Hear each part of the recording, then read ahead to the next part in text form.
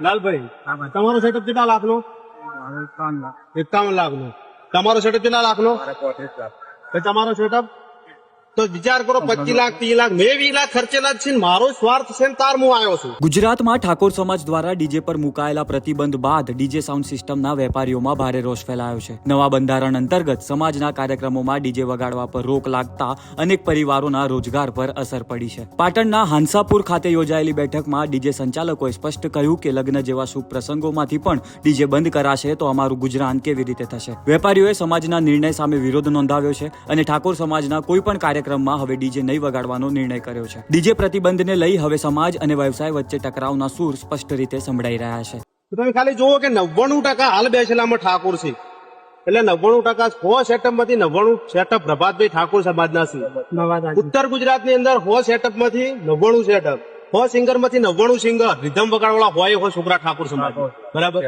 તમારે બંધ કરવું હતું તો આજથી 15 વર્ષ પહેલા કરવું હતું, જેથી કરીને કોઈ આ ધંધો ના શીખો ને કોઈ રોજગારી છીનવો નહીં.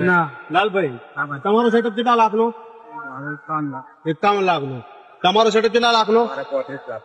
તમારો સેટઅપ તો વિચાર કરો, 25 લાખ 30 લાખ મેં 20 લાખ ખર્ચેલા જ છે ને મારો સ્વાર્થ છે ને તાર હું આવ્યો છું. પણ ઠાકોર સમાજે મને બહુ સપોર્ટ કર્યો છે, પ્રેમ આલ્યો છે, અને ઠાકોર સમાજ માટે જો હું આજ ના પૂરું તો મારા ફોલોવર્સ ને આલેલા પ્રેમનો કોઈ મહત્વ નથી. બરાબર. અને કોઈનો વિરોધ નથી કરવાનો થતો આપણે. બરાબર. 18 તારીખે મીટિંગ કરે એમાં ગ્રુપની અંદર કોઈ કોમેન્ટ કરી હતી ભંગાર કીધું, ભંગાર વાસી તો લોકો ઘણું બધું કહે ઘણું બધું કરશે, એનાથી આપણે બોલવાનું થતું નહીં. એટલે ઠાકોર સમાજ માટે અને નુકસાન ઠાકોર સમાજને જ છે.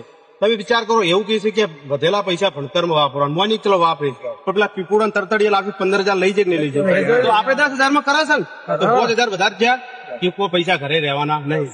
પછી આ બધાનો ધંધો બંધ થઈ જાય ને ગેરમાર્ગે દોરાય તો આ બધાના છોકરા ચોજા નુકસાન તો છે ને.